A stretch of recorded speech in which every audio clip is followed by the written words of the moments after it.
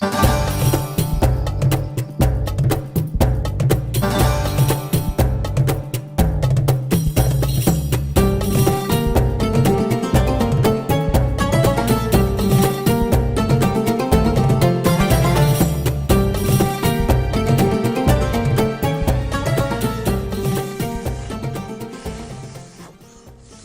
what are you doing? Those aren't Qurans, are they? No. You're not going to burn these books, are you? Well, the thought had crossed my mind. No! Don't burn these books. Books are filled with valuable information. Here, let me randomly pick one and open to a random page. Uthman sent to every Muslim province one copy of what they had copied and ordered that all the other Quranic materials, whether written in fragmentary manuscripts or whole copies, be burnt.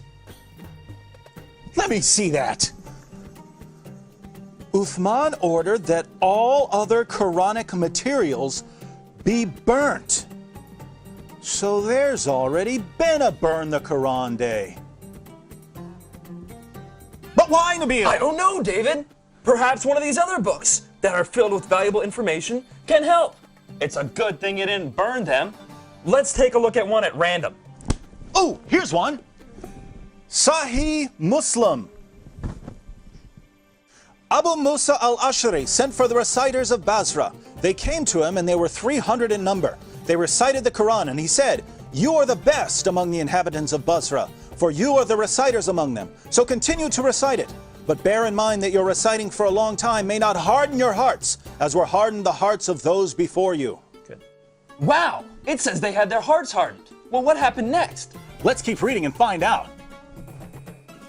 We used to recite a surah which resembled in length and severity to Surah Barat. I have, however, forgotten it, with the exception of this, which I remember out of it.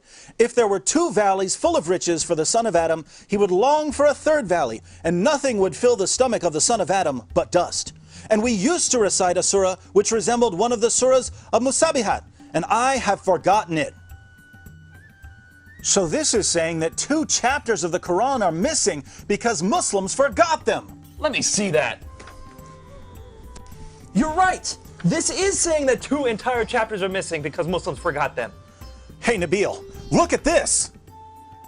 Ubay was the best of us in the recitation of the Quran, yet we leave some of what he recites. Ubay says, "I have taken it from the mouth of Allah's messenger and will not leave it for anything whatever." Wasn't Ubay the best reciter of the Quran? Yes! And wasn't he one of the best 4 teachers of the Quran? Yes! But he says stuff in his Quran that is not in this Quran. Let me pick a random verse from this Quran and read it. Surah 33, verse 6. The Prophet is closer to the believers than their own selves, and his wives are their mothers. Oh look, here's a footnote. In some qira'as, like that of Ubay ibn Ka'b, occur also the words, "and he is a father of them."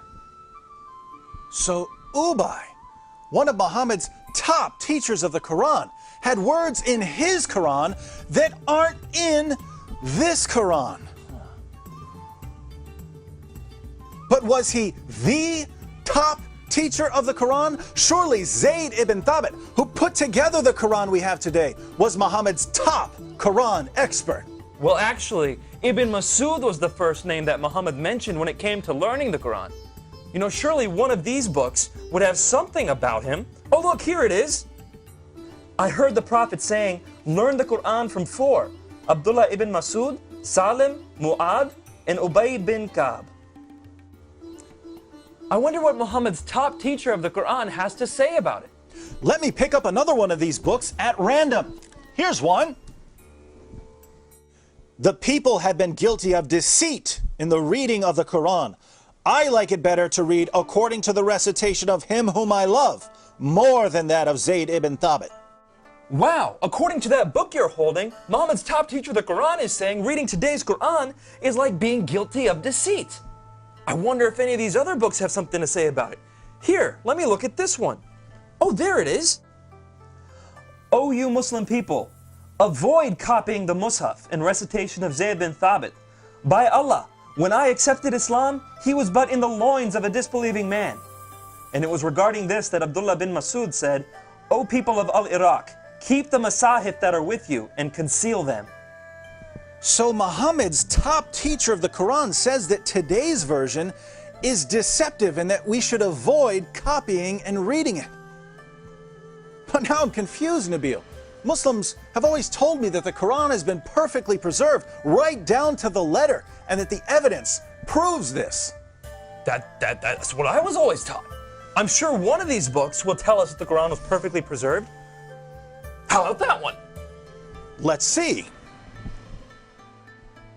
It was narrated that Aisha said, "The verse of stoning and of breastfeeding an adult 10 times was revealed, and the paper was with me under my pillow.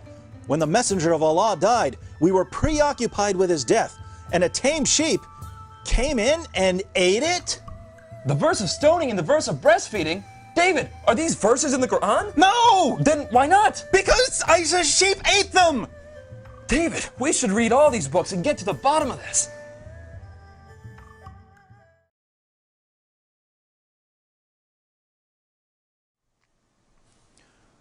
So let me see if I've got this right. Muhammad died, and no one had compiled the Quran. The people who had memorized large sections of the Quran were sent into battle by Abu Bakr, and they were slaughtered.